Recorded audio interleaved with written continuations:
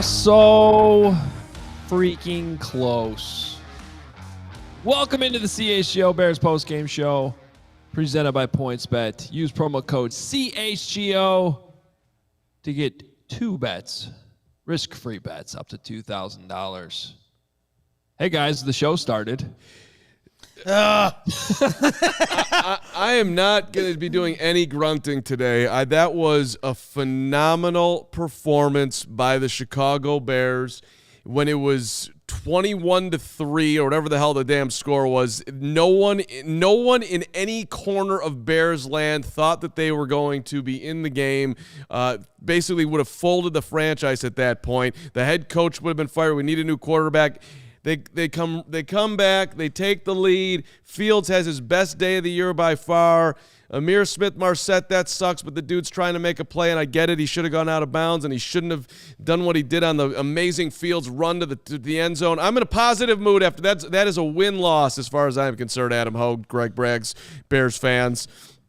I don't know, man.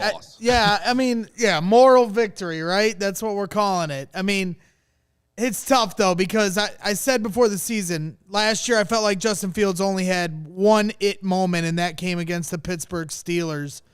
And this year, I would qualify the 49ers second half as an it moment for Justin Fields. He stepped up and beat them in a tough condition. And then today, the it moment was coming, and it was taken away from us twice. The Justin Fields scramble for 50 yards for a touchdown called back on a block in the back that was ticky-tack at best. Ticky-tack. And then at the end of the game, for Marsette to not just get out of bounds, trying to do a little too much. I get you're fighting for every inch, but at the same time, the Justin Fields it moment was about to come. He was going to tie the game. I had no doubts we were going to go to overtime, and it just kills me that we didn't get to see that, and Justin couldn't have that moment for his own confidence in himself. But let's jump into it with what we do when the Bears lose, and that is blame game. And I told myself going into that final drive, guys, that no matter what happened, I was not going to be angry, upset about anything. And now I'm angry and upset because it is football 101 to go out of bounds in a 2-minute drill. You're lucky to even getting a ball thrown your way, Ihmir Smith-Marsette. I have no idea what he was thinking. He is just dancing around. Like, even before the fumble, he committed a stupid mistake. So let's say he never even fumbles the ball or gets it taken away. You already cost your team there because you didn't go out of bounds. You're tackled inbounds then, and the clock's still running, which is stupid. I don't care if he's, the 17th wide receiver on the team, whatever. You're in the NFL. You've played enough football that you have to know to go out of bounds there. I would call that an all-time boneheaded mistake, except the Bears have experienced this before with Marion Barber. The fact that I was even thinking about what Matt Eberflus was going to do if they scored a touchdown, whether he was going to go for 2 or not, is a testament to how much better the offense looked and how Justin Fields was actually giving you a sense of confidence. They might actually go down the field and score. And then to have that wiped away by somebody claimed off of waivers from the Vikings, by the way, as he goes back to U.S. Bank Stadium and commits that stupid mistake, that is 100% the blame I am putting on this Bears loss right here. It just sucks. Ihmir he's a Hawkeye. He's a good dude. He's trying Which is why I'm not surprised. Iowa. First time since 2008 that they lost to Illinois. Let's just get that out there. But okay, listen, it was horrible. We're go out of bounds, dude. You just made it. We are into Vikings territory. You're doing your job. You're making a play. You don't have to be a hero. The first move was a great move. Like, okay, sweet, get out of bounds, and then he tried to do too much. But I'm gonna go. Listen, catch the football, Dante Pettis, 18. Catchable balls. One of them was a little bit high from Fields, but still, Dante, you're trying to make a name for yourself. You're trying to help the ball club. You are in the blame game. Things could have. Fields finished 15-21 today. I'll rewatch the tape, but he should have been at least 17-21, 18-21. really did not get a lot of help from his wide receivers. So that's one blame game. I have more, but go ahead. Yeah, for me, and I think this was a step forward for Matt Eberflus and Luke Getsy. They opened it up a little bit. They spread it out a little bit. Glad you're calling No this. more 2 tight end set. They do an onside kick to start the second half. I like the aggressiveness that we're starting to see from this coaching staff to screw it. We're just going to do what we got to do, win or lose. But, and Adam pointed it out on Twitter and said we're going to talk about it. I'm talking about it right now. 3rd and 3 after the Justin Fields touchdown is called back. They run a piddly HB dive straight up the middle, totally playing for the field goal. They don't get any yards out of it. They could have just given Justin Fields the opportunity to get – it's just like last week on 4th and 2. Yes, you ended up kicking the field goal and taking the lead. Don't run the ball. It's 3rd and 3. The whole playbook is open to you. Justin Fields is playing well. He's taking off when he should. He's checking it down when the defense is giving him what he's got. Give Justin Fields the opportunity to make those plays. Stop running the ball and playing scared. Excellent blame game. Well done. Yeah, and I want to talk about that play because, look, I think it was an option where Fields could check to a run if necessary. They may have had a pass called, and then based on what he's seen, they checked to the run. And for all I know, he may have made the right check there. I would have just taken that out of the equation because part of this is we've seen. So I get you want to take the lead. You're in field goal range. You don't want to lose yardage. And that's a real possibility with this offensive line, and we've seen sacks. But we've also seen on how many 3rd and 4th downs where Fields just picks it up with his legs anyway. Like, I'd say the percentage chance is higher that something good's going to happen with Fields having the ball in his hand there than something bad. And, of course, the bad is you get knocked out of field goal range, which right there you do need to get the field goal. And I understand that they did take the lead. But I also think if you're looking at what your defense was doing in this game, nobody should be surprised that then the Vikings marched down the field in a 7-minute drive to essentially seal the game. So I think you needed a touchdown there. I think the situation called for aggressiveness, and even if it was an RPO where you're trusting your quarterback to read the defense, I still would have just spread them out, called a pass, and then hope if nobody was open, Fields would just run for it. Yes, and to pile on a little bit on the coaching staff, at least when we're looking at blame game, it's taking them way too long to make adjustments in games. Why is Justin Jefferson running open 5 yards and no one is close to him? Why is Kirk Cousins completing every single pass? All of a sudden, later, as the game went on, the Bears defense started to look better. Now, granted, couldn't get off the field on the last drive, but it looked a whole lot different there. At least they're getting him into 3rd downs that you feel like they should get off the field. They weren't. Right. It wasn't even close to that earlier. And there was just like the light bulbs going on. Okay, let's go. Let's go for 2. Let's have an onside kick. Like they're like slow playing themselves into games almost. It's like it looked so bad, and that it looked so bad last week against the Giants before they make adjustments. They got to be. There's something about the way they're slow playing themselves. Right. This is the first game they gave up a touchdown in the second half of any game this season. But, yeah, that speaks to the problem. Why can't they just come out the gates playing defense? What is wrong with their game plan, Adam, that they always have to adjust to it? How come they aren't the ones that the team is game planning against what they're doing? They're always having to game plan, readjust their game plan because we got to fix something at halftime. Yeah, well, and I will give them credit. I think the adjustments this week were better. Justin Jefferson did not have nearly the same production in the second half. So I have to watch it closer, but he was setting all types of records early on in the game.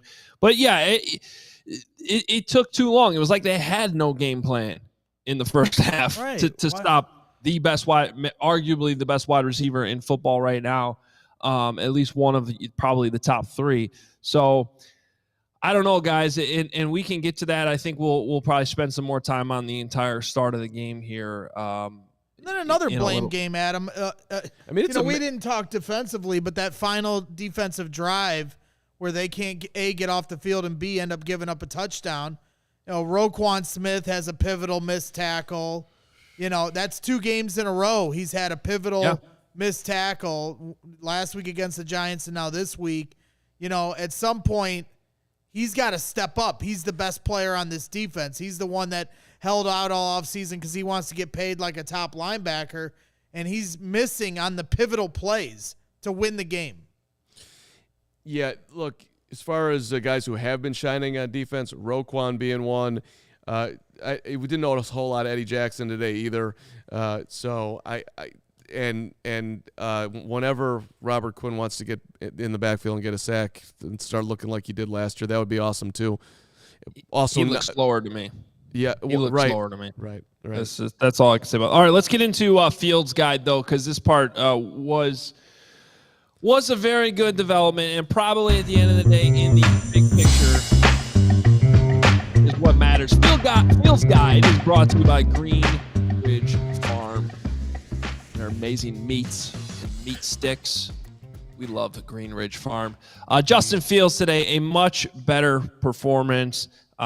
Starting slow, it didn't look great. He missed on some passes early on, but he really started to dial it in once the Bears kind of let him loose, as we talked about in the pregame, right? Let him get into a rhythm, and he did it. He comes out of this game 15 for 21 for 208 yards. Don't even have to look these up too much to know that's the most completions he's had this season, most yards he's had this season. Did have 2 sacks in the game, 1 touchdown, no interceptions though. And obviously he was a beast running the ball today. Also had that touchdown call back, that rushing touchdown call back on a block in the back call by who else? Ihmir Smith-Marsette. 2 fumbles though, and there was one there on the last drive that almost ended things right away. So he's obviously got to still hold on to the ball a little bit better. But guys, much needed step in the right direction from the quarterback. Just huge for Justin. I mean, the one incompletion early where you had Blasingame and whoever else was split out wide left, and there were 2 Vikings defenders, and he threw the ball in between all 4 of them, and I was sitting there like, oh my God, what exactly is going on here? He looks awful. And he got himself settled in. And just, I mean, I think that was his. I mean, maybe the Steelers game we can pick and choose at that, but it's the best game he's had in a long, long time. And his timing of getting out of the pocket and eluding trouble, picking up huge first downs on 3rd down with his legs, also throwing the football, finding Kmet open on a 3rd down. I can't wait to rewatch the film just to be able to celebrate some of the stuff he did today. But this was an enormous step forward for him. And on the Smith-Marsette disaster ending, I'm pretty sure he was sprinting down the field after the fumble to go and talk immediately to him, basically console him and say, pick your head up. That's a leadership moment for him that just counts in my mind. Those guys locker by each other. He's popular in that locker room. Period. There's just a lot of good today from Justin. Yeah, 100%. I mean, even on one of his few incompletions he had, that was a potential touchdown in the end zone, and that, to me, was a great throw. Could he got it out of his hands earlier? I don't know. I mean, he's rolling out of the pocket, but that was on the pressure. I 100% back Fields on that one. Yes, Mooney just smoked Harrison Smith on that play. It was a great route. He gets open, and ideally the ball gets out right there, and it's an easy touchdown. But the reality was Fields was running away from pressure. I don't think he could have gotten away any sooner than he did. And credit Harrison Smith because he recovered. Those 2 good players on each other. He recovered very well. Unfortunately, I put that on the protection. Yep. Just got to protect better at times in this game, and they would have had even more points. And that just speaks to Fields and the day he had, because he got out of the pocket, he kept his eyes downfield, and he went for the home run ball. Even beyond some of the big throws, the Mooney catch was unbelievable in the first half. it's the little throws, at the end of the game when they're trying to move down the field, taking what the defense gives you, hitting it in rhythm, maybe only a couple throws where I thought the ball placement could have been better, but for the most part, he was just, efficient and precise with his delivery in the short passing game, which sometimes can be a problem for him. And so, I just think when he stacked 2 weeks together. Last week was minimal progress, but there was progress. And then this week, there's even more progress and potential moments that almost happened. I see somebody in the chat saying, let me guess, you guys are going to be excited over 200 yards passing. Look, he threw for 200. How many yards did he throw? 208. 208. But he had 8 rushes for 48 yards or whatever. So those were also potential pass plays where he made the correct decision. So you can just hang your hat on the 200 yards, but the overall big picture of the day is Justin Fields played outstanding, and he deserved a lot better than the way that game ended.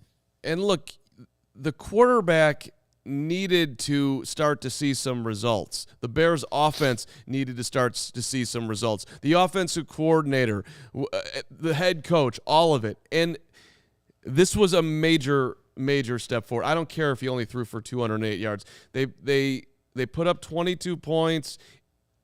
It was his completion percentage is up. His understanding of the offense is up.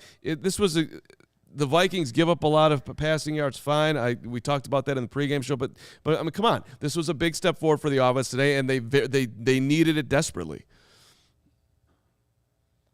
We lost Hoge's microphone, I think. Yeah, and Torian Whitfield's putting Justin Fields' second half, 12 of 13, 135 yards, and a touchdown, 5 carries for 36 yards.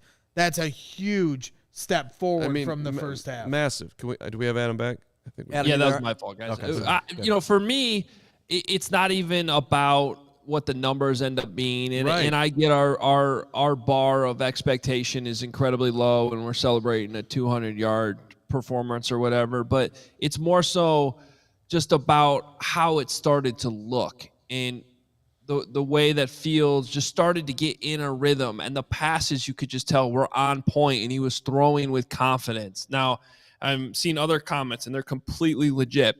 You got to do this for more than one game, right? You got to keep it going now, and that's for sure. But considering how bad this has looked so far this season, you have to at least acknowledge that this was a step in the right. And you could even just see it start to click there on that first drive of the second half, where it just Carm, you made a great comment. I think this goes back to like week 1 or week 2 on a post game, where it's just like, we all know how this is supposed to look, and it's not looking that way. Well, all of a sudden in the second half, it was starting to look the way it's supposed to look. 100%. Yeah. There were a lot of moments today where it was looking even better than it was supposed to look. Darnell Mooney, we haven't mentioned the catch. I mean, that is an absurd play. Oh, Cole Kmet standing in the middle of the field, wide open. Fields sees it, puts his head down, running over some people, picking up yards. Okay, let's go. I don't know. I just feel like Bears fans should feel a whole lot better about what just happened today. I mean, think about where we were at in the middle of the first quarter, end of the first quarter. Yeah. It was. I mean, it was like crawl under the table. Don't watch another game rest of the season. This is completely atrocious bad. And I mean, that was a major flip. Right. I had said to him when it looked like we were going to lose 48-3.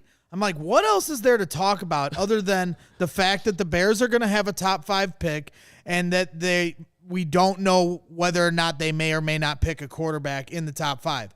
If every game goes like this and they get steady progression the rest of the year, you now have your answer at quarterback. And I know there's a lot of fans that want to say whether or not Justin is or isn't the quarterback already, but the fact of the matter is that hasn't been determined yet by Ryan Poles. And games like this are a big shot in the arm for them having confidence going into next season, knowing Justin Fields is their quarterback and can use that first round pick or 2 top 40 picks, whatever it ends up being, to get him help, to get him an offensive line, to get him wide receivers, and not have to even think about drafting a quarterback if that's what happens and they're picking in the top 5, top 10. That would be great. So today is a huge step in the right direction in that matter. That's your Fields Guide presented by Green Ridge Farm. We'll take a quick break here, but I do want to tease. I have a portion of the game we have talked about that was really, really bad, and then I have a portion of the game that I've talked about that is probably the most important 8 minutes of the game, and the Bears almost aced it. Like A-.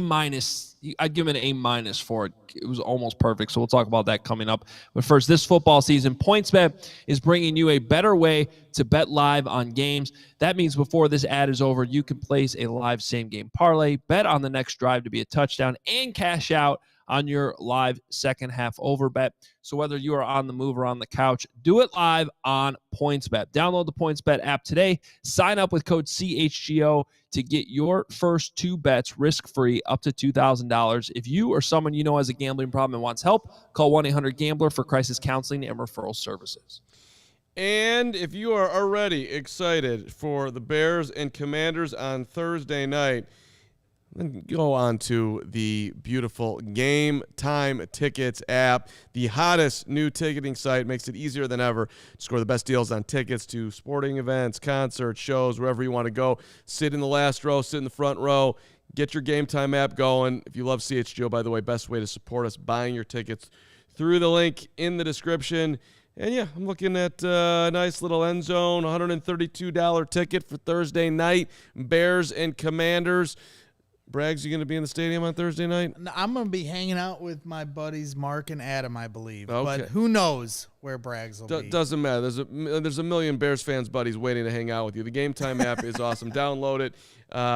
And, yes, this is you'd be one of 15 million people who've now downloaded the Game Time app. Best seats right there, Game Time.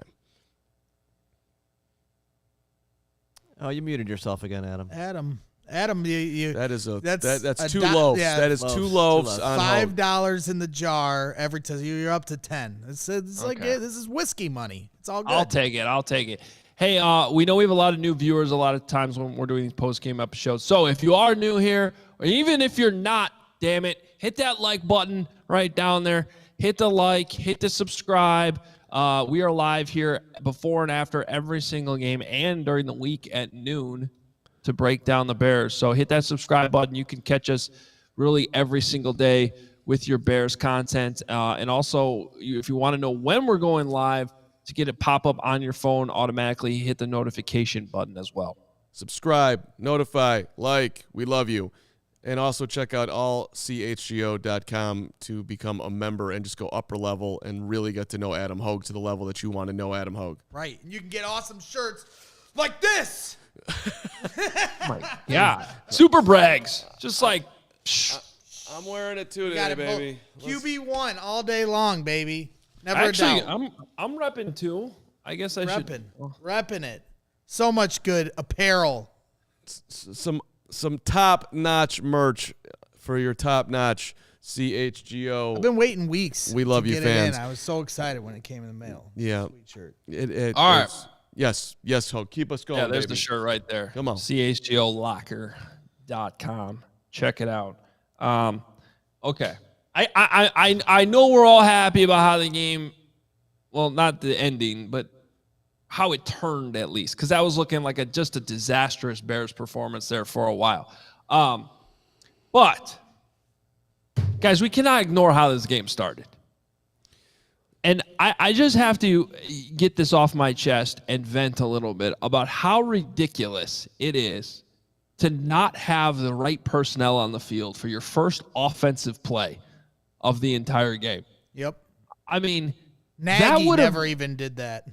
I was going to say, as low as it got under Matt Nagy with all the pre-snap penalties, timeouts, personnel problems, I don't think we ever saw that on the first play. For those that don't know, the first series of the game is always scripted. And not only is it scripted, but all the players are on the same page about what exactly is being run. They usually walk through it in the hotel the night before the game, the morning of the game, depending on when the game is. Everybody should know well in advance who exactly should be on the field for the first play of the game.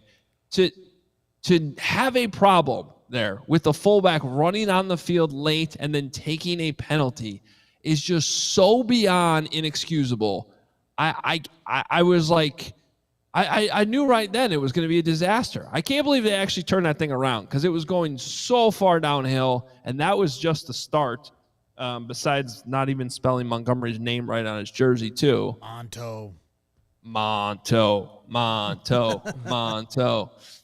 That was so bad, guys. So bad. Yeah, the coaching is one of the biggest issues right now, as we talked about earlier. It's not even, they are making the adjustments at halftime. They've shown that every game. It's the start of the game. They don't know how to start the game. And that's, a new coaching staff, they're in new roles. Eberflus never been a head coach. Guess he's never been a play caller, but you got to get your ducks in a row. You spend all week working on this stuff, and to not be ready. And on top of that, the bigger issue, delay games aren't going to happen all that often. The bigger issue to me are these obvious adjustments that they take so long to make. Last week it's the rollout with Daniel Jones. This week it's just letting Justin Jefferson go wherever he wants on a football field without getting physical with him, for 1 second to slow his route up or anything like of that sort. That to me is the bigger concern. And now you have a quick turnaround to Thursday, and this team has a tough time being ready to play. How are they going to come out prepared to beat Washington at Soldier Field? Looking forward to hearing from Nick on this one, because what exactly did Flus have to say for the way the Bears started the game? And it's what I was talking about earlier. Like y'all got to as far as blame game, get yourself. It's a 60-minute football game. It's not a 30-minute football game. I credit to whatever the hell goes on at halftime for the Bears, because they obviously get in that locker room and they are very good at processing what has happened and what they want to do. But that was just beyond stunning. Like, Matt Eberflus, you came here with your hits philosophy, hustle, intensity, takeaways, whatever. Part of the hits philosophy has to be exactly what you're doing on the first damn play of the game, and you don't. There's not a lot of false starts. You're on top of your game. You're together.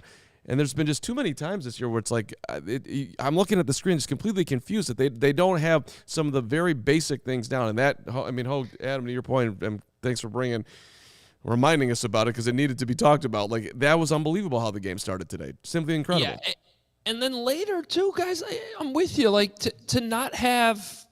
It ended up being an incomplete pass, and it was the right call, but there was a ball on the ground, and the defensive players are standing there not going after it. And it was a bang-bang play that, if it had been a fumble, you could have reviewed it with a clear recovery, but you didn't even try to recover it. And that's now 2 weeks in a row. One of the, just 101 principles of the hits principle is to pick up the damn ball when it's on the ground. And it's even beyond the hits principle. This is something any team should do. I don't care what your philosophy is. If the ball is on the ground, you got to pick it up. So, 2 weeks in a row, unacceptable. I was even pissed off when they blocked the punt and the ball was rolling around. Go get the ball. I don't care what the rule is. Be like a rabid dog and just every loose ball on the ground, go get it, leave nothing to chance. Braggs' reaction in the moment, Adam, this is when I think you missed being here more than anything else today, because it was, it shook the building. Go get it! I'm like, yes, there was a lot of loud Braggs today. It was amazing. Yeah. I'm sorry. And you're right. You're right. Like, and that's, again, that feels. That feels like it's under the umbrella of his coaching points. That if you're drilling it in all the time, ball on the ground. We had this last week. The entire line got loafs. Somehow, at least in the moment there, it didn't look like it registered. You saw Richard Sherman on Thursday night have flashbacks of the touchdown, with Russell Wilson. Every time that happens, I have flashbacks of Julius Peppers against the Packers in the infamous Chris Conley game. I was there, and it was a devastating loss. It was devastating to leave that stadium. So every time the ball is on the ground. I don't care if you have a hits philosophy or not. Anytime the ball is on the ground, screw the hits philosophy. Go get the ball. Yeah, I'm with you. I do want to point out, though, another portion of the game that I think the Bears did really, really well, almost perfectly. Carm, you may remember me talking about this a couple weeks ago. I think it was like during the game. But the middle 8. So the middle 8 of the game is the 4 minutes before halftime and the 4 minutes after halftime. And depending on who wins the coin toss at the beginning and who gets to make the call at halftime, you can pretty much steal a possession in there. And that's the situation the Bears were in. So for them to be losing the way they were, they go down and finally put together a great drive and score a touchdown.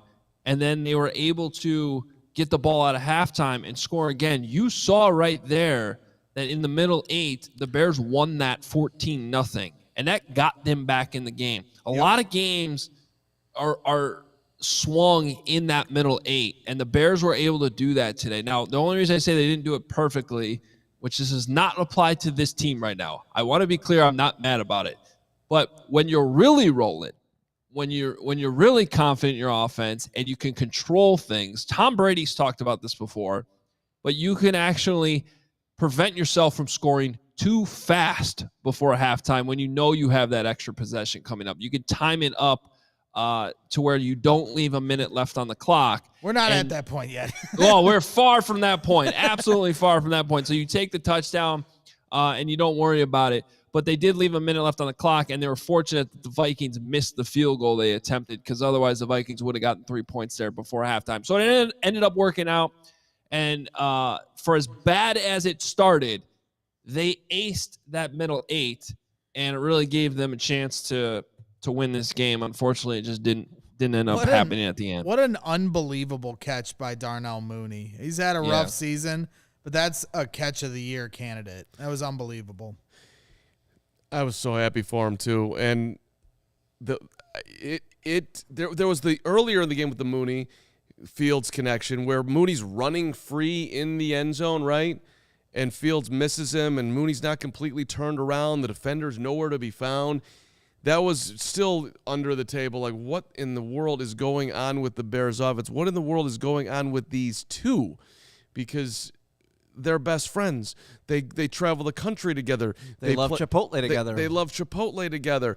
How are you guys not connected? I don't understand what's going on here. This is one connection that you didn't think was going to fall apart, and it wasn't looking great. And then all of a sudden, here comes over the shoulder, one hand still kind of fumbling on his way down, holds on to it. The Bears offense all of a sudden is moving again, which, by the way, anybody who watched the pregame show, I told you, take the over on the Fields' biggest pass of the game, which was 31.5 yards, and he nearly got in the first play of the game to Montgomery on the little dump-off screen. But I had a 4-leg same-game parlay on the old points bet today, so shout out to Dalvin Cook scoring, the Vikings money line. I didn't think they were going to cover, but I didn't want to dabble with those points. Darnell Mooney under 4.5 receptions. Giddy up. Yeah, and I mean, Darnell Mooney making that play, and he made a few more plays. They missed that throw to start the game that could have been a touchdown, and then they, in the second half, like we talked about, the pressure kind of kept them from getting a touchdown. But it just goes to show you, if you just get one more wide receiver at least next to Darnell Mooney, they've got something with those guys. And just rewinding back to where Adam started this whole thing. Look, the 8 minutes were sweet, and it was also – okay, it's 21-16. We're going for 2. Aggressive Flus. Didn't work out. Didn't love the play call, but whatever. At least I did like the philosophy. And all of a sudden now we're kicking onside. We're going for onside kicks. Like throwing caution to the wind. We have nothing to lose. Our defense is having a whole lot of trouble stopping them as well. So that's made that even a little bit more of a sound decision too.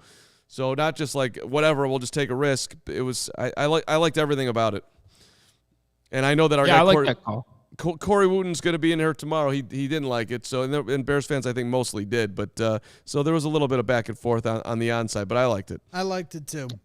All right, Lawrence. I know we got a lot of. I'm sorry. They need to be more aggressive, this coaching staff, in their whole mindset. So that's a tone-setting, play call, and I like the mindset. Lawrence, hit us with those super chats. I know we got a lot of them. I can. I got some here for you. Hold on. Let me get the first one up here. This is from John Davis. $10 super chat. JF1 played his butt off. He looked good. Horrendous block in the back. ISM with an absolutely clown move. And Pettis should be absolutely embarrassed with his drops today. Complete disgrace by him. Ouch. I like his profile picture. Appreciate you, John. Yeah, here's another one. This is from Daniel. $20. Thank you, Daniel. Great effort by the team. Great effort by Fields, who looked professional. We said that we wanted effort, and we got it. Good call there. I agree. Let's see. How about this one from Austin?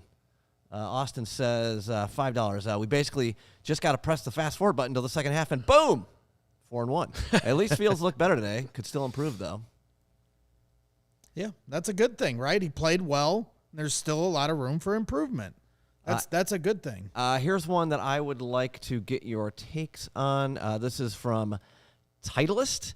$5 says, can we talk about how good the rookies looked in the second half with Gordon, Brisker, and Valus looking good and Justin playing free and loose? Guys, give me some. That's a great call, Titleist, because we haven't talked about Kyler Gordon yet. And talk about a guy who went from outhouse to the penthouse today. He was so much better. Form tackles, big tackles on third down, nearly had a pick late. Kyler Gordon, when the head hits the pillow tonight, Justin Fields, Kyler Gordon, it's going to feel better than it has for them. For Gordon, probably since he got drafted, definitely since the regular season started. And for Fields, I don't know how long. Both those guys took huge step forwards today. 100%. All right, let's do another one here. This is from Manny. Just a little shout out to our guy Braggs. From one bricklayer to another. Love what you're doing, Braggs. Brick by brick. How about that? Brickies stick together all day, Manny. Appreciate you tuning in. Tony has a question for us. Can we cut Al-Quadin Muhammad? Quinney's traded for a 7th rounder. That's two things. I think he did draw a holding penalty. Yeah, I was gonna say, didn't he draw a holding penalty today? It was there was a big moment for Al-Quadin Muhammad. It was a moment. That was It was a he did something moment. Right, exactly. He's been very underwhelming so far. You Adam, you had a great tweet with when Quinn got drawn off sides and he just kind of put his head down and just like wanted to roll over and you were like, when you jump off sides, at least you can just finish the play. So yeah, if you're gonna jump off sides, go hit the quarterback at least. Right. Make them blow it dead. Don't give them the free play. Because if you stop like that, they let the play continue, and then they oftentimes get a free play on you. Yeah, and he was It's like you already committed. Again, you already screwed up by jumping off sides. Now you make it worse by just stopping. It's ridiculous. He was disappointed. He felt bad, and it was just a moment of feelings being had on the field right there. Is where he kind of rolled over. But like, hey. Look, Robert, you've jumped off sides before. You're going to do it again. You're not perfect. So, water off or ducks back. Let's not play Fido here. That was bad. A couple more super chats. This is from Robert. He says, should Eberflus take over the defensive plays? Thoughts? And I'm sure he already has a heavy hand in the play calling. So, I mean, I wouldn't say it needs to change all that much.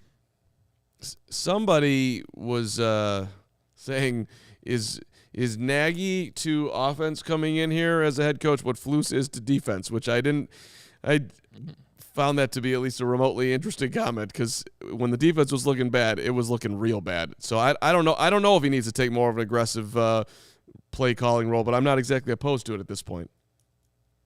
Yeah. What do you think, Adam?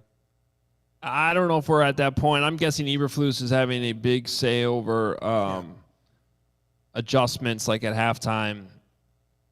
The adjustments that were made today, I'm sure he's having a heavy hand in it. Plus, calling defense is a little bit different than offense. Like, you only have so many plays and coverages you're actually running throughout the game.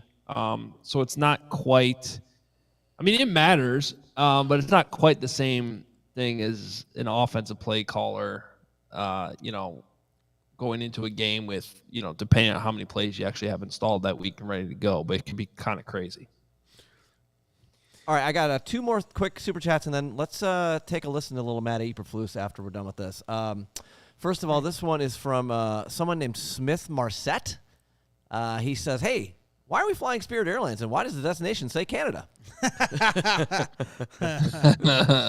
Spirit Airlines, that's shady. And, sorry, I've got that voice off thing on there. My bad. And then also, this is from someone named Now I know what it's like to be a Lions fan. That was well done, Lawrence. Dan Campbell is on blast up in Detroit. Oh, my God. Another rough day. What was the final in that game? I don't know, but I just saw a lot of tweets screaming for Dan Campbell to be fired. 29-0. At least the Lions had been scoring before Right. this week. That's crazy. They went reverse. That's the point.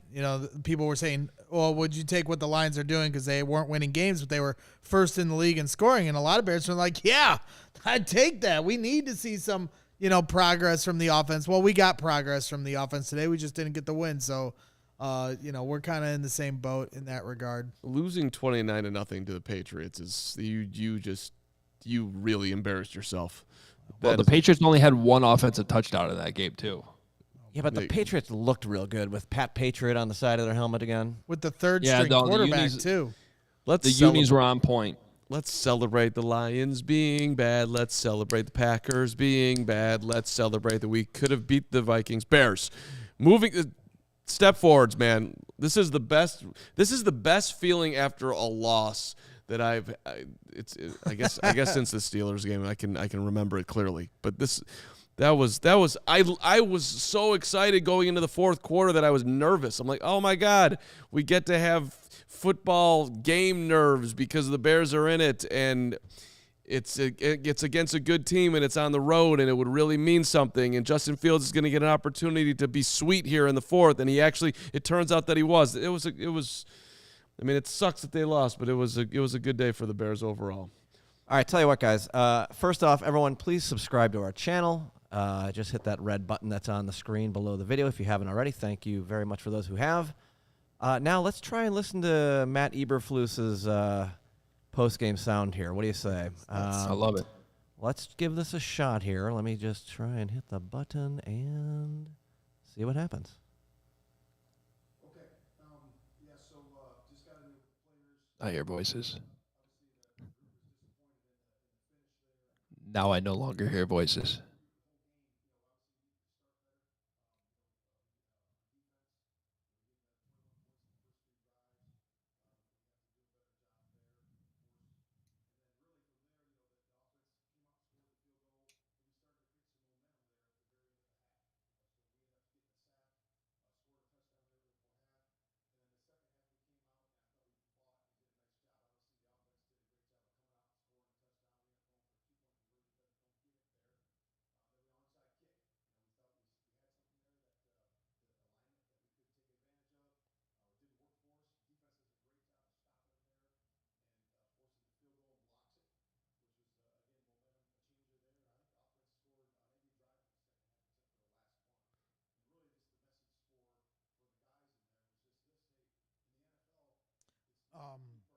Hey guys, the chat's. Yeah, I don't think I think we have a technical problem there where you guys in the studio thought it was being played, but the rest of us couldn't hear it, including we can hear it.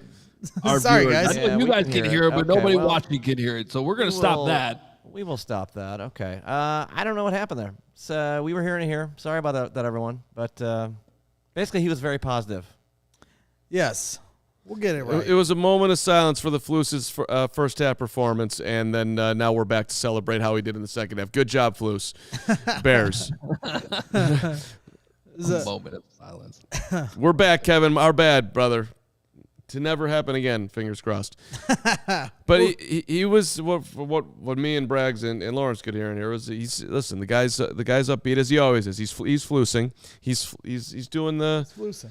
Listen, they will. There's no way that they're going home tonight on that plane with their heads down, the coaching staff or even any of the players, with the exception of Ihmir Smith-Marsette and Dante Pettis, and maybe a handful of guys on defense who probably feel like they could have done better as well. Dave Montgomery had a great return to the team today. I mean, and looked healthy. That was awesome to see. Yep. Immediately seeing it. And if they don't come out and take us, build on it on Thursday, then that'll be a different conversation. But hopefully they will. There's certainly winnable game.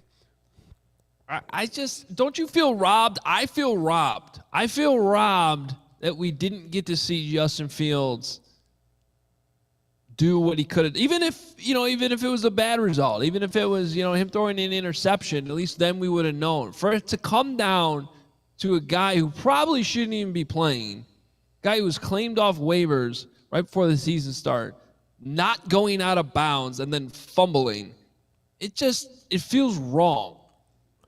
Well, Justin Fields got robbed. That's who got robbed here.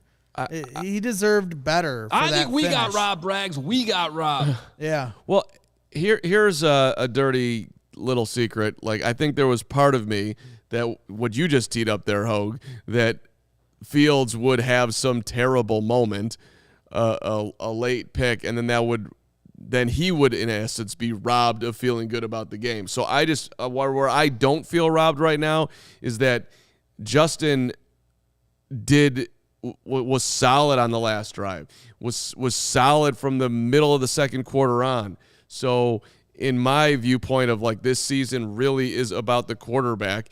The quarterback, yeah, that sucks they didn't get the opportunity to do it, but like it just feels okay to me that he's walking out of that stadium knowing that, like, okay, all right, I am more than capable of having success in the league. I just did it on the road in a raucous stadium against a first place team who, yes, is not the best defense in the league, but I was under pressure all damn day, and I got to feel good about how I did. That's where like fans get pissed off when you say moral victories, and only want to talk about the progress of the quarterback. But at the same time, is the Marsette, the wide receiver that fumbled at the end of the year or at the end of the game, is he going to be here when this all gets right? No. Is Sam Mustipher going to be your starting center when this all goes right? No. As he's snapping the ball off Justin's stomach while Justin's trying to check at the line of scrimmage. So Justin is working around these guys and still trying to elevate his own play and the play of the players around him. So when we say moral victory, that's what we're talking about. He's able to have this progress with guys that won't be a part of this team once they're finally good again. Yeah, I hate defining things as a moral victory. I think we can still look at the stupid things that happened in this game and the awful starts and be like, that obviously needs to be fixed. But in the context of the quarterback, we can say, hey, it was better. Well, let's talk about Mustipher, okay? And I, to be honest, like I need to rewatch the game and see exactly how bad it was. I get that the snap was super awkward and ugly, and I get that there were points. And I don't know how many times he got beat today. I know it wasn't just once, twice, 3 times, but so okay.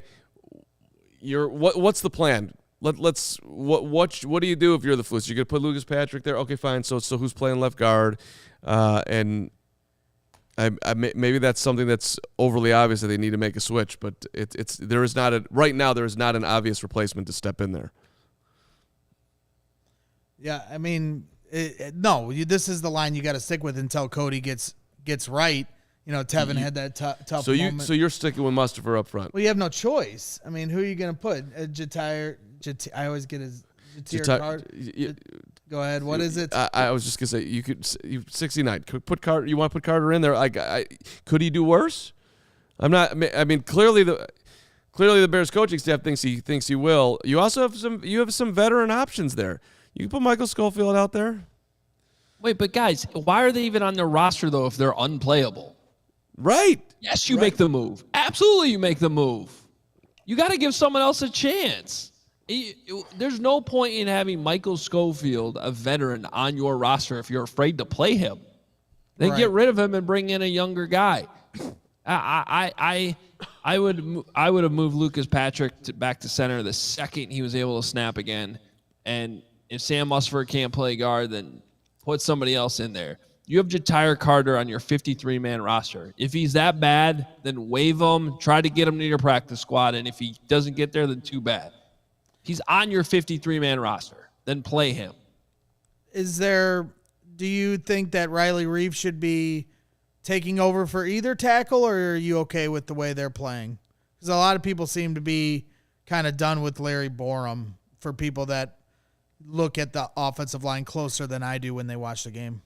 Yeah, I always hate commenting too much on like specifics with the old line like immediately. I like to do that more on Monday and Tuesday when you get to watch, because it's hard to watch the offensive line in real time since there's 5 of them. But I will say this, like with Borum, it hasn't been great.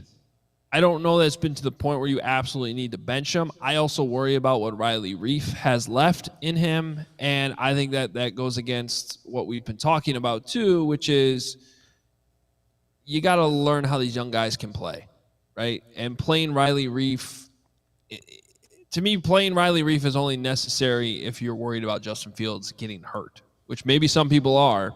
Maybe but I don't know if the protection's to that point where Justin can't operate. So I don't know that I'm that desperate to make that move yet. I'd also like to put out there, Tevin Jenkins got called for a hold today. That was bullshit. It was real ticky tack. Nope, 100% the right call, Carm. The second that guy crosses over and goes inside, you have to let him go every single time, or you are going to get called for holding. And there's no way that guy would have tackled Justin Fields from behind. You have to let go. Every offensive line coach teaches you that. He didn't do it. It's 100% a holding call 10 out of 10 times. Okay, I will watch it again, and then we can have a refight tomorrow, perhaps, or I will I'll send you a tweet tonight saying you were right, I was wrong. But I didn't think he was holding him. I thought he was blocking him. I thought he was engaging the dude. It didn't look to me like he was like just grabbing a hold of his shirt. I thought it looked to me, it looked 93% clean. And yeah, okay, like officials seeing that's what he thinks he's seeing. But I'm not 100. To me, I don't know. Looked like a good block. Watch it again. The defender crosses over, redirects to the inside. As soon as that happens, you have to let go, or you're going to get called for a hold. I saw the redirection. I just didn't think he was actually holding him. I thought he was blocking his ass. Okay. There was it's the same thing on the block in the back penalty on Ihmir Smith-Marsette. Like that wasn't. Yeah. Dantzler did a great job of selling it, but it was still a block in the back. You were still out of position. You didn't do your job correctly. You're going to get punished for that. It was definitely like a flop and a good sell, but at the same time, it was a penalty. Tragon, thank you. I guess I'm in Homerland on this one today. I fell in love again with Tevin Jenkins this week. There's some great interview content up for you on YouTube and also on my Twitter. I'm all Tevin all the time, but I didn't like that call. You want to go? Let's go full homer here.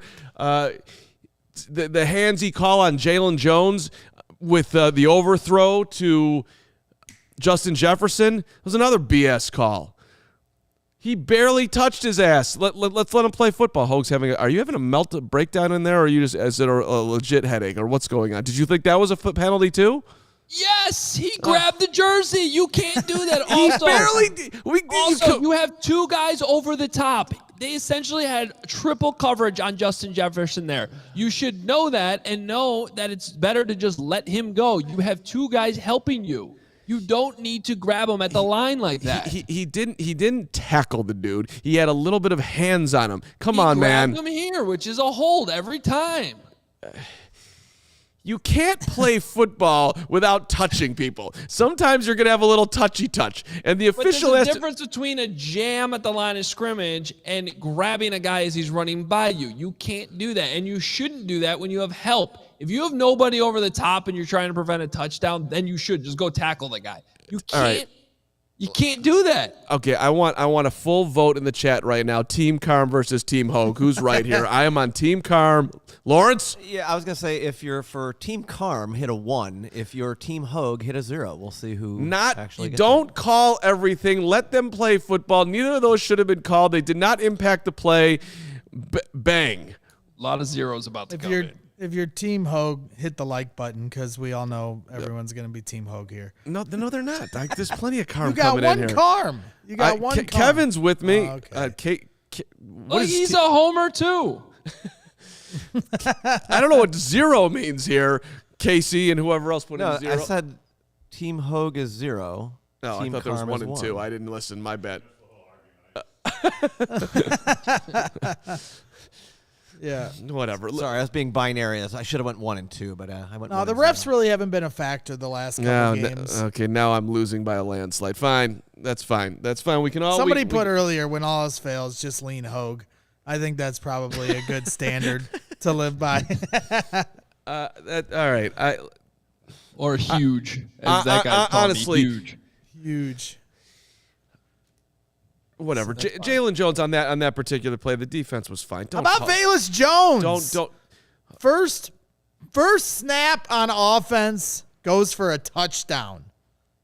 Every time they run a play for Velus Jones, it goes for a touchdown. I loved seeing Velus get in. I liked seeing Fields get a touchdown pass. I'll be honest, like that weird play that the Packers, I think, were the first team to start running that play, at least that I noticed.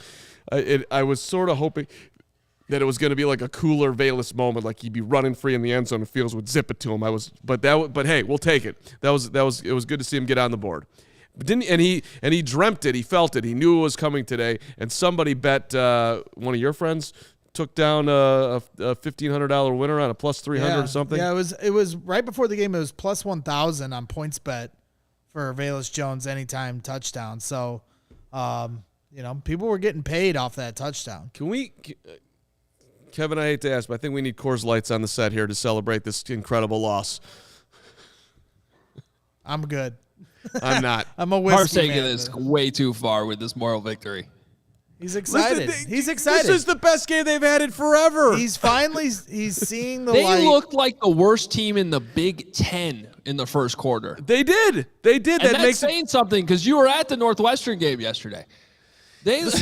Listen, they looked so bad, and it's great that they turned it around, and it's great that we're celebrating a 200-yard passing performance. Thank you. The Rocky Mountains are calling. Look, shout out to DNVR. Coors Light. Listen, I'm sorry. This is a celebration beer for a team that looked that absolutely terrible and should have been playing in the Mid-American and not in the Big Ten. Shout out to the Huskies who had a tough loss yesterday to Toledo. Carm, former public address announcer, Northern Illinois. Thank you very much. It was an incredible turnaround. The quarterback looked good. The running back looked good. Mooney made an amazing catch. I'm fine with your mindset. Kyler Gordon, come on. I'm fine with your mindset as long as they follow it up Thursday with more progress. I always said this whole offseason, keep your expectations low, keep your eye on development, and those expectations high. And so if that's the case, and I'm going to stick by what I told myself all offseason, I'm with you. But don't take one step forward and then take 2 steps backwards on Thursday night where we got 2 straight primetime games. There's nothing we hate worse as Bears fans than to be embarrassed on primetime. So here you go. You have a shot. You've built a little momentum offensively. You should have won this game or felt like you should have had a chance, whatever you want to say. Go out there Thursday night and take another step. 200 yards passing. Now it's 250 yards passing on Thursday. 1 touchdown. How about 2 or 3 touchdowns? I know I'm getting way ahead of myself, but that's where I'll be with you. If they take 2 steps backwards come Thursday and the whole game looks like crap, then I'm not with you. All right. Okay, I got you. I got you. I said it myself. And live in the present moment. In the present moment, yes, they lost, but they turned around their performance in the middle of the game on the road against a better football team, and they gave themselves a chance to win, had the lead in the fourth quarter. Come on, man. Like that Hoge now giving me like the Columbo old school reference. I like What, you know what the Vikings were on third down today? A lot for a lot. 12 of 15. Yeah. No, it was astronomical. Yes, and honestly, I don't care about any of those third downs except for on the last drive. Just get off the field one time. And by the way, I would be having more of a meltdown right now if the defense had stepped up and had forced a field goal, and Ihmir Smith-Marsette had that happen at midfield when a field goal would have won it. That would have sucked. Wait, so you're happier that they gave up a touchdown and it didn't matter? That's what your logic No, is? I just felt like if they had forced a field goal. I just felt like it was a little bit. I just wasn't as in the I never got to they're gonna win mode. If it was a 2-point game and Marsette caught that ball and crossed midfield and could have taken one step to the left and gone out of bounds and they needed 15 more yards, I would have been sitting here. Saying they're going to win, they're going to win, they're going to win, they're going to win, they're going to win, they're going to win. I never got to they're going to win. They needed to get inside the 20. Actually, I don't know when I would have thought that, because with the Bears in the red zone this year, I don't know if I ever would have felt it. But if they had been down 2 crossing midfield, I would have had that thought. I just want to point out that Robert's fantasy comment here, because everyone says nobody cares about your fantasy team. I care, Robert. Because he said somebody's fantasy team got screwed on that Jefferson TD getting called back. Yeah. Yep. I got screwed. Because not only did I not get the touchdown, but I'm playing Dalvin Cook, and the next damn play, Dalvin Cook gets a touchdown instead of Jefferson. So I know I'm not the only one out there that was dealing with that. In the midst of the Bears looking like the worst team in the NFL, that happened. But they turned it around. In Carm's mind, they're 3-2. So... In my mind, they are slowly starting to come together a little bit. This was a come together. All right, get your notes ready there, Carm. They're ready, buddy. Yeah. Pins and Aces is the official golf apparel partner of CHGO. We love our Pins and Aces gear. You get tons of compliments on and off the course. They are family-owned golf and apparel business. They make amazing polos, hats, golf bags, and our favorite beer sleeve. You got to check this out. It's an innovative product that allows you to store 7 beers right inside your golf bag and keep drinks cold the entire round. And I can tell you from experience, it really does work. Check out pinsandaces.com. Use that code CHGO to receive 15% off your first order and get free shipping. That's pinsandaces.com. Use the promo code CHGO.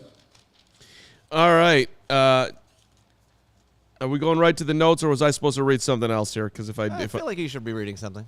Yeah, we all feel like you should be telling everybody about FOCO right now. Oh. Or we could have Braggs do it. No. I want to do it. It's one of my favorites. Nobody trusts me with that. We trust you now more than Carm. Carm had no idea even he was even supposed to do it. I know. I had an idea. I just wasn't sure of what I was. I should have known exactly what I was doing, because I've been doing this job now long enough to know what's up. And you should know what's up with FOCO. Best coverage for your team. You're getting that here. Best gear. FOCO, FOCO. They've got you covered from Soldier Field, where the Bears should stay forever, to the front room, to north side, to the south side, the hoodies, the slippers, the signs, the bobbleheads, everything in between. Decked out like my guy DeMar DeRozan. Big preseason game Tuesday night. Bulls, Bucks, CHGO Bulls. Let's go, Matt Peck. Let's go, Big Dave. Let's go, Will. FOCO is your apparel leader in sports and merch and collectibles. Perfect gift for any sports fan in your family. FOCO's got you covered. And by the way, check out FOCO.com, or click the link in the description below for all non-presale items. Use that promo code CHGO. You get your 10% off FOCO. What's up? All right. Let's get to Carm's notes. All right. So I don't know. I was enjoying the game so much that I only have 3 pages today. Maybe because I also wrote a little bit smaller. But and Hoge, you weren't here, so I wasn't writing down all your brilliant thoughts. So there was that. But and these are a little more just watching the game. I wrote down the Vikings play action. It was driving me nuts at the start of the game. Every single play was a play action. And the Bears just were like, it just I didn't. it felt like they were taking candy from a baby at that point in time. I wrote down Kirk Cousins 5 for 5. That was before. What did he end up in a row? 17 of 17. 17 of 17. I wrote it down at 5 for 5. Jaquan Brisker missed a tackle on Dalvin Cook for a touchdown. Brisker has been talking about we're going to see the real Jaquan. That was not the real one right there. At least I'm hoping it's not. So Team Brisker, but that wasn't great on the first Vikings touchdown of the game. And then how do you open up the game with a delay of game? Come on, man. That was just straight incredible. The Monty screen, that was just really great to see David Montgomery looking like David Montgomery. And then I wrote down Fields and Mooney timing, which we talked about earlier today. But in the end zone, he's wide open. How is that going on? And on the first Pettis drop, the throw was also behind him. Fields' throws to Pettis were not perfect, but and so he can be better. Damn ball. He can be better, but also catch the damn ball is right. But then why are they dialing up a 2-point conversion in when he hasn't caught a pass in 2 weeks? That was weird You know too. what I mean? That's later in the notes, page 3. But since you brought that one up, that could have been. Pettis was being grabbed before he caught that ball. Oh man, Carm hates the refs. So he was. if you want to be Mr. Ticky Tack, like they was touching. Well, they were touching Pettis beforehand too. So that I hey, if we're gonna do it like that, then let's do it like that. I think Pettis had 2 drops today. Yeah, he did. I just hate 2-point plays where you throw the ball short of the goal line. It drives me crazy. Yeah, ask Jimbo Fisher. Yeah.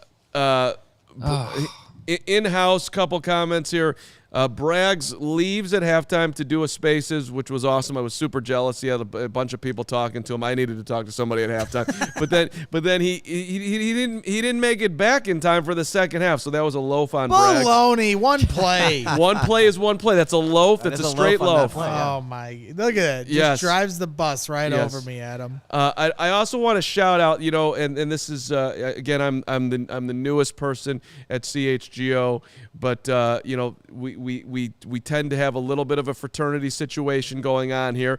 I'm cleaning up after people. I'm putting things in the sink. People are taking my coffee mug and using it and not cleaning it. I'm cleaning my own stuff. And then Lawrence at halftime today took out the trash for everybody. So I wanted to shout out Lawrence. Oh, thanks, that buddy. is not in your job description, but you did it. Kevin helped as well. Well, and then Kevin helped. It was head of contents doing it. So I like to say that I can be better on trash duty. Braggs, you can be better. Hoge, you can be better. We can all be better. So that made the notes today. Trash Dang, duty. I'm catching strays all over the place. Yes. This These notes, segment. man. It's a lot. Also at that time, to call out head of content, Kaduk, he said Minnesota people are weird. I forget exactly why he said it, but he called out Minnesota people. Hey, come on now. It was Half catching. my family lives up there. Yeah. Also, I take zero responsibility for the trash. Haven't been at the studio since Wednesday. Yeah. You've come in here with your weird sandwiches and other stuff, and you've created messes. I've never seen you take out the trash. You are definitely you must eat. My weird sandwiches? What does that mean? You have like the biggest sandwiches I've ever seen. From like you go to I don't know where you find I them. am a big sandwich guy. Big sandwich guy. EQ wide open made the notes here. Zadarius Smith killing Montgomery. That was a weird play where he was just running free in the backfield. So EQ, nice throw to EQ. The next play, Montgomery's getting killed. It's 3rd and long, and then Fields comes through to Komet. Another reason why we're drinking Coors Light on set today. That was a nice play. I thought Schlereth had some good comments too, by the way. Shout out to Mark Schlereth, who's been a guest on CHGO. He said, like, watching Fields, he called it was like, when you being a golfer, you go out, you have 5 great golf shots, and you feel like you could be good at golf. Like there's moments in the game where you see it from Fields, and we saw it a whole lot more today. Valus is on the notes for getting in the end zone. And here's my Dante Pettis had hands on him. Never cover Justin Jefferson was written down for yet another Justin Jefferson. The 2-point conversion. Did you not know we were going to Justin? Come on, man. They just leave him open constantly all game. Yeah. And Braggs yelling, "Go get it." Cody, CHGO, Cub, Gamble, Cody. Bet the Bears at plus 280. Didn't turn out, but that was a great tweet. Played the money line as they were coming back Another loss for Cody, but he put it out there. God bless. And then last page, the steely-eyed Flus. Did you see that one moment where they showed him on the sidelines? He's walking. He's have this serious Flus look. I'm calling him this. It was the steely-eyed Flus. Dude looked amazing. Fields' 4th down pickup. First time the Bears have picked up a 4th down all year. He looked elusive on that play. Loved it. Jalen Jones' hold is on here. That was BS. The Vildor interception. Kindle, first time we're mentioning you today. That was a great play. I love Kindle Vildor. Big time player right there. Gordon, 2 huge tackles. And then what a killer, Ihmir Smith-Marsette. Notes on you, Ho. You want to talk about the 3rd and 3 run call, which we did. Oh, and then last one is when Cousins sneaked into the end zone, which, by the way, that was a bad spot, too. Homer Carm, they spotted at the half-yard line. Should have been the 1.5, but Braggs was screaming, he's sneaking it, he's sneaking it, he's sneaking it. And then he snuck it, and the Bears lost. As soon as he started to walk up under center, it was obvious they were going to sneak it in, and there was no linebacker over the quarterback. Like, they basically invited them to sneak it in. You got to, as soon as he starts to walk up, you got to follow the quarterback in there and dare him to go head-to-head with you to cross the goal line. That was a bad recognition. You got to recognize that. I know it's happening fast, but you got to recognize it. All right, let's try to play that Matt Eberflus again. I think we're going to try one more crack at it, and then we'll hear from Nick in Minnesota. But let's start with Flus if we can. Let us know if you can hear it in the chat. Efforting. Now we can't hold on. hear Wait it. a minute. Hold on. Jeez. Here we go. Group is disappointed in the finish now? there. Overview of the whole game. Obviously we needed to start better. We on defense. We gave them 21 points in the first 3 drives, and we have to do a better job there, of course. And then really from there, the offense came out and scored the field goal, and we started to create some momentum there at the very end of the half. So we ended up getting a sack, scored a touchdown there before half. And then the second half we came out, and I thought we fought and did a nice job. Obviously, the offense did a great job of coming out and scoring a touchdown. We ended up going for a 2-point conversion. Don't get it there. And then we onside kick. We thought we had something there that the alignment that we could take advantage of. It didn't work for us. Defense does a great job of stopping them there and forcing the field goal and blocks it, which was, again, momentum a changer there. And I think the offense scored on every drive in the second half except for the last one. And really, the message for the guys in there was just this: hey, in the NFL, it's never going to be perfect, and it's always going to come down to the end. And we learned that the last 2 weeks. And we have to make the plays to finish the game and seal the deal. And that's what it is. It's about playmakers making plays. It's about the coaches putting the guys in position. And we just have to finish and give ourselves a chance right there. And again, to me, that would be the defense getting a stop on one of those 3rd downs, in that drive. That there was a 3rd and 1, 3rd and 4, 3rd and 5, 3rd and 8, to 3rd and 1. We got to stop them there and make them kick a field goal. And then obviously at the end, we got to, operation was really good by Justin. Justin had one of his best days of his career. And he was, 15 or 21 for 208, had a long of 39, had a drop. One of the drops was a big one, had a passer rating of 118. So that was good. And at the very, very end, I thought he was operating, the 2-minute drive really nice. And obviously we need to get out of bounds there. We tell the players when they're on the numbers or wider to get out of bounds. If you're inside the numbers, get north. And that's just a simple function of 2-minute mechanics. So we have to do that better. So with that, I'll open up to questions. Yeah. So I give credit to them. They obviously moved them around a lot, had a lot of motions, kept them on the move, and but we need to do a better job with our setup there for sure, and we just got to do a better job.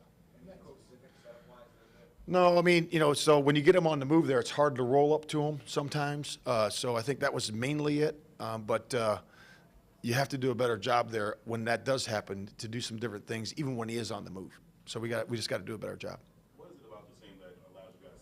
Obviously, you talk about the different adjustments you make and how intentional, how detailed you are at halftime to come out and give guys a chance to play better in the second half. But what is the key to trying to unlock that from the start again?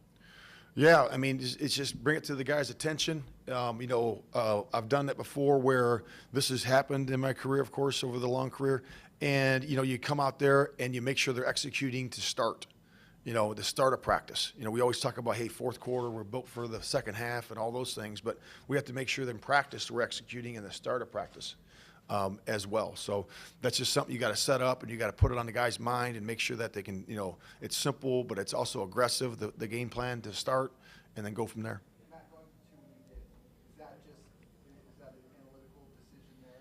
Yeah. Yep. Just analytical decision. Yep. It was the green light on that. And what message do you think you sent the guys by trying the onside? Well, it's something we practiced. We practiced it all week. We knew, and it set up perfectly. When you do something like that, I told the entire defense, I said, listen, we're going for this, okay? And there's a chance we don't get it. But listen, I want you to respond to this if we don't get it. Sudden change, you respond to it. And they all did.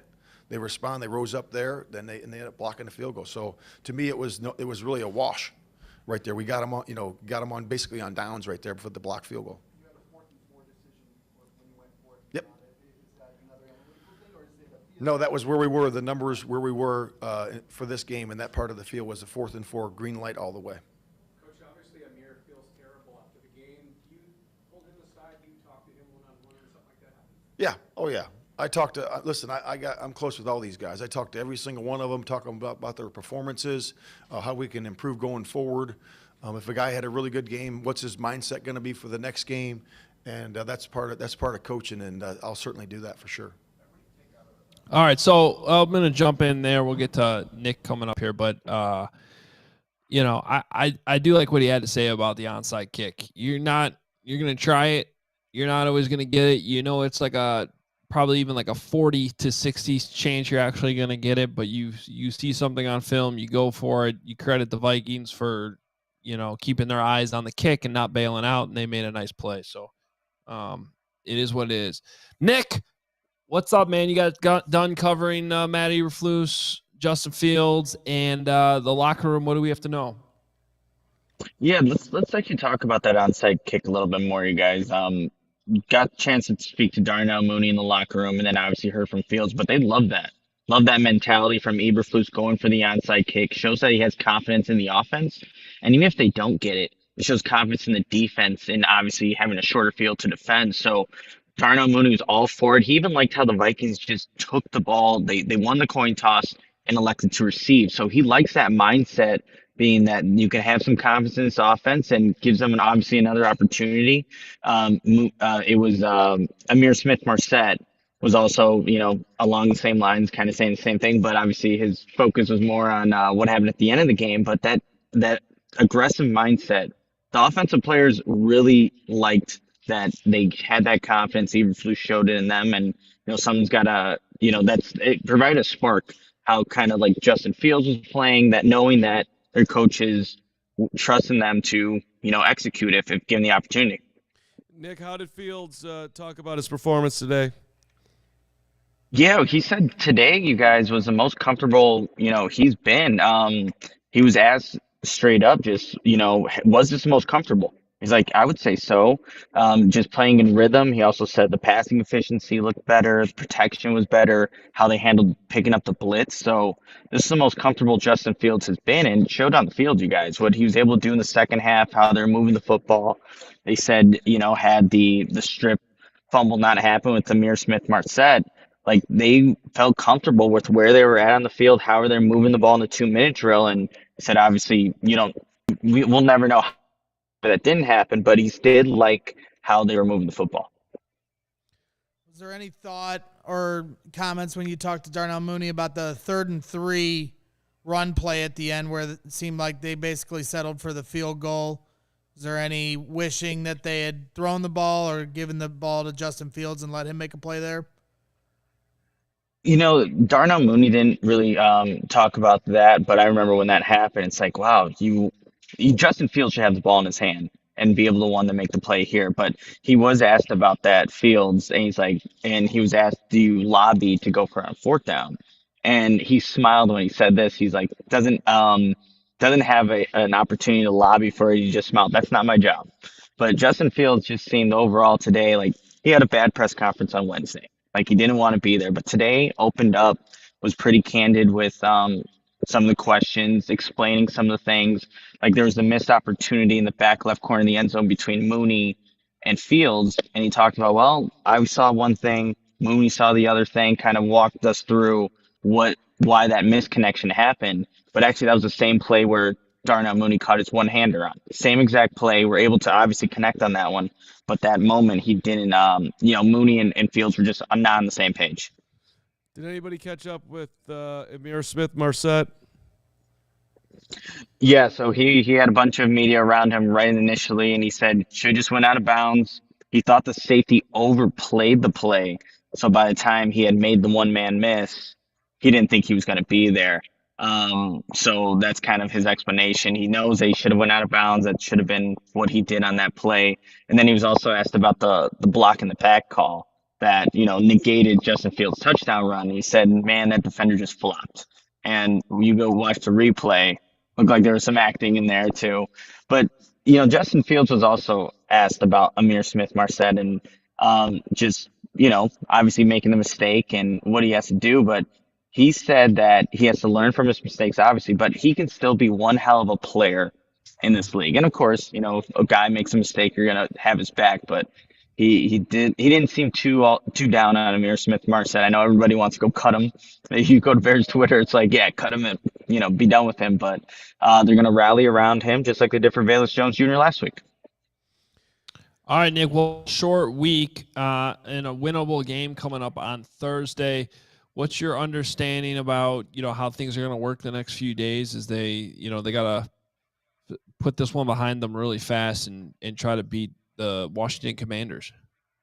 Yeah, so Eberflus, like, you can't even really watch too much of this tape going into next week. There's a bunch of walkthroughs. They're going to do a speeded practice with helmets on the Wednesday, so it's a quick process, quick turnaround, and obviously it's always a little bit tougher to do that when you lose a game. But it's going to be these walkthrough types of practices, and this tape that was here today, kind of have to get past it and go on to preparing for again Thursday Night Football and the Washington Commanders.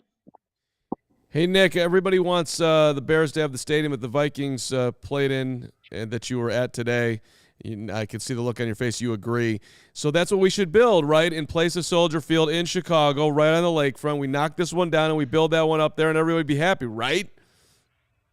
No, not everyone will be happy, Mark. Even just getting to the stadium, guys, they have the train that'll drop you off right there. It's so accessible, and obviously the stadium's just amazing. Mark, you're going to come around. Watch, you're going to come around and, to Arlington Heights and an up-to-date stadium. Nick, I'm around. We're just going to knock it down. We're going to build it right back up right there at Soldier Field. Soldier Field 2. Damn it. I don't know about that one. But you loved it. The dome was sweet, even though there was no retractable. I know, Adam, you love that stadium too, don't you? What, the Metrodome? No, U.S. Bank, whatever it's called. The new. Oh, I thought you said that. I thought you were talking about the Metrodome there for a second. You said the dome was sweet. Well, it is a dome. It is a dome. The new stadium. Yeah, it technically is. It is a dome. It has a roof. There's definitely a roof. There's a roof. It's an enclosed stadium. Are we really ending this show with an argument of whether a dome is an enclosed stadium or not? You got to understand, for those in Minnesota, when you say the dome, I thought you were talking about the Metrodome. That's what it's called. No one calls U.S. Bank Stadium the dome, and that's why I got confused for a second. You and your Minnesota relatives, we're in Chicago. The dome is a dome is a dome is a dome. That thing is a dome up there. It's got a roof. It's a dome. Okay, well, if you want to call it the dome, it is the nicest dome that exists, and I have zero faith that the Bears will actually come through with anything that's that good. And let me tell you guys, like the fireworks that they, whenever the Vikings score, like you thought it was loud in Green Bay when they have those fireworks, are like this 10 times louder. Again, being in a dome, really just encapsulates that, just the explosions it sounds like every time the Vikings scored. But no, this is a great environment. The fans are, obviously there is a home field advantage. You can hear that. You can feel that in this press box. It has like that openness too, but they got to do it right. Got to do it right in Arlington Heights there, Mark. No. Nick, don't fight Carm on this. You'd be very happy going to Soldier Field, the new Soldier Field. that you were in today, built right there. That's what we're doing. We're going to get this done. And by the way, whoever said in the chat, D. Estrada, the dude in the orange jacket is sauce. Number one, I am not sauce. And number two, this is red. What is that jacket? This is my favorite track jacket. It's a 2014 NBA All-Star game, and I got my CHGO Justin Fields sliding into the end zone. We're the best team in football shirt. It's a little chilly in the studio today. I'm gonna so I had to bust out the. I mean, look at Bragg. That's fine. What you just said on the T-shirt, so you'll get caught for that one. It's a QB slide shirt. Yep. All right, Nick. Anything else from Minnesota before you get back on your way home to Chicago? Just one last thing, you guys. I don't know if you guys talked about the whole Sam Mustipher weird miss snap right into Justin Fields' gut, as it was early on in the game. It was like one of those miscues early on. So Justin Fields explained a little bit of what happened on that one, just in case people are wondering. But because they're playing in the dome, the cadence is just the leg kick. So you'll see Justin Fields kind of raise that leg, signifying the start snap. So when he walked up to go change the protection, he thinks that Sam Mustipher thought, oh, he's, raising up the leg and it's time for me to snap the ball, when, honestly, it's just him going up to change the protection to give him a chance on that play. But he says he just has to be more decisive in his body movement. So I guess taking ownership of what he could have done better, even though I think it was just a mistake on Sam Mustipher seeing something that wasn't, obviously the signal to snap the ball. But yeah, just a way better Justin Fields today. Has there been any questions to Coach Eberflus about Sam Mustipher's play? He's been rocky, to put it mildly, the last 2 weeks, and I know fans are looking forward to when he's replaced. Not today. There wasn't anything asked specifically, but they did talk about the offensive line did play better. They did give him some time in the pocket in that second half to go through his reads, ride the pocket. Matt Eberflus said about the protection. And like I said earlier, Fields said this was his most comfortable he's been behind that offensive line, and just playing within himself, he said, too, is like the big thing. Playing within rhythm, and that helps when you have an offensive line that's actually blocking. All right, to everyone in the chat who thinks that I'm drunk, I knew he was gonna it's I've had one beer. Granted, I did drink it in 3 seconds. Second up, Nick, before you leave Minneapolis, what time are you flying tonight or tomorrow? Flight's at 9:00, so I'll probably do a little bit more work before I head out. Have you had a Juicy Lucy yet? And don't get any ideas of like that's not a nice thing that I just said.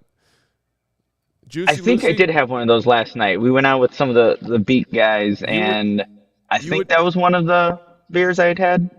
No, I don't it's remember. not a beer. It's a food, not a beer. Oh, never mind. There was one that was called that. That is a loaf, and I don't know what your fine is, but it's significant. No. Carm, you don't get to bring Minnesota lingo into the conversation now after your whole dome thing. So, Nick, yes, I before you do. leave there, I want you to go find somebody in that press box, maybe even a worker, could be a reporter based in Minnesota, and you ask them when they hear the dome, what are they referring to? And then know that it's the Metrodome. And then ask them, where can I get the best Juicy Lucy in town, and go with that person to that place, and you eat that with some mustard and or ketchup. It's a burger, Nick, with cheese already built in there. It's phenomenal. I think it's perfect. Thank you. I want to say it's like Matt's or something does a great one. Maybe somebody knows. The Juicy Lucy's that's a good scene. I mean, I just say go to Surly Brewing and have a couple Todd the Axemans. That's where I would be heading if I was Nick, but that's me. Surly is awesome. Summit is my go-to up there. Surly just has a great campus, but yeah. Go ask Courtney Cronin. She'll tell you where to get a good Juicy Lucy. I got faith in Courtney. I sit right next to her, so I'll go ask her this right now. Tell her that the chat was saying that they believe that Courtney knows where the Juicy Lucy is at. So, yeah. Or call up my guy, good old Iowa Hawkeye, Tim Ports, who told me that Ihmir Smith-Marsette was not going to be the answer for the Bears, by the way, when we signed him, because he's been watching him all Iowa and all Minneapolis. Hoge's got a headache with all my references right now. But did anyone think Ihmir Smith-Marsette was the answer to anything? I hold on. I was excited. Listen, any wide receiver that comes in there right now with this roster, I get excited about. I was excited about Ihmir Smith-Marsette. He was young. He went to Iowa, and when we first met him, he was cool. I still like Ihmir Smith-Marsette as a guy. He just needs to get out of bounds, which he knows. Nick talked to him. He doesn't know. He didn't do it. If you had asked Ihmir Smith-Marsette before the game, what should you do in this situation? He would have said, get out of bounds. And then he's game. But what did he do when the lights went on and he's in the moment? Didn't get out of bounds. He tried to be a damn ass hero, which is a bad way to go about your life. And just should have taken the easy play and lived for another day, but he didn't do it. All right, Nick. Safe travels home. We'll see you tomorrow. All right, you guys. See ya. I love Nick. Someone in the chat said Carm needs to take a drink for every Kirk Cousins completion, and I think it's clear he already did that. I got to tell you, that Coors Light, maybe there was like half of it was Maker's Mark or something, because I maybe feel a drop loopy from it, but it was delicious. Really, like our fridge is doing a great job. Elite fridge at the CHGO situation here. By the way, when's our next tailgate? November 6th, Miami. Everybody coming out. Bears. We'll be there. All right. Any other final thoughts from you guys before we get out of here? Yeah, I mean, I would just say, because I know the title of our show, Moral Victories, got some people fired up. I've seen some people in the chat and on Twitter. Mo Bierman saying, oh, now we're celebrating losses. Look, if you think that every time the Bears lose this season, we're going to come on here and dog this team, especially when they have a performance like they did in the second half. Shit on them when they beat the Texans. You're crazy. If you thought this team was winning 10 games and going to the playoffs, that's your prerogative. Most fans, most people, most prognosticators had this team not making the playoffs and losing a lot of games. So that's where we're at. And if Justin Fields plays well in a loss, there are things to be excited about. I'm not going to come on here and bash Matt Eberflus and Justin Fields simply because they lost. There's a bigger picture at stake with this team. And so we need to have an open mind to that bigger picture, and not everything's about today and what they did and how they lost. Were you wearing that hat at the start of the show? Yes. You wore it backwards at the start, and then you moved it to I've forwards. been moving it. I've been really fidgety here. Okay. I'm a fidgety guy. For the dude who next to Carm, so shout out to Blue Fitty, who says you are definitely sauced when you give the fridge props. That's funny. You want to get Carm fired up? Just say he looks wasted in the chat, and he gets fired. You mention my name in the chat, I get very excited. I'm one of those people. That's a great comment. That might be my favorite comment we've had in 7 months. Great fridge. Carm's going up to the fridge, asking how its day is. Just having conversations. That's when you know it's gone too far. Exactly. Let's. What do you say we wrap this show up, huh? Yeah, I was gonna say. People asking what our schedule is this week with the short week, and it's not much different. We'll be here tomorrow. Corey Wooten for a Monday show. We'll wrap things up. The big difference is we'll probably just flip the script even faster on Tuesday. It's at noon every single day until we get to Thursday. And don't forget After Dark Monday night. Bears After Dark Monday night, correct? Well, and it is different because we won't be doing an After Dark, I'm assuming, during the Bears game, unless we're going live during the Bears game, which I doubt we are. Or if Carm can, here. To be determined. That was just unbelievable. I'm getting to Thursday. And I was already at Thursday. The game's Thursday. Of course, we're doing the same Monday. Wednesday, Will and Nick will have your preview episode. Thursday, we will have your pregame, your postgame, and your version of Bears After Dark will be during the game. What? As we are going to be going live during the game for a little bit of it. Hide the Coors Light. Say what? Am I doing that? Yeah. Yes. Everyone's doing that. Wow. That's your show. Yeah. I'm excited. I'm very excited. I love a live during the game. We get to celebrate every Justin Fields moving forward moment on Thursday night in real time. Damn it, let's go. And if they don't jump on the ball when it's loose, I'm going to freak out. and flip this table. This is super. Are we doing? At least that one's not glass, so right, you can flip that one. Tell you what, how about we figure that out off the stream? I'm going to end the stream now. What do you guys? Who gives a shit? idea, We're back at noon tomorrow. All right, how about that? What about Friday morning though? Are we doing a show Friday? Down. I'm with We'll you, see you guys Lawrence. then. Please just stop it. Hit the stop button now. Definitely do a Hey, show Friday. Bears fans, we love you.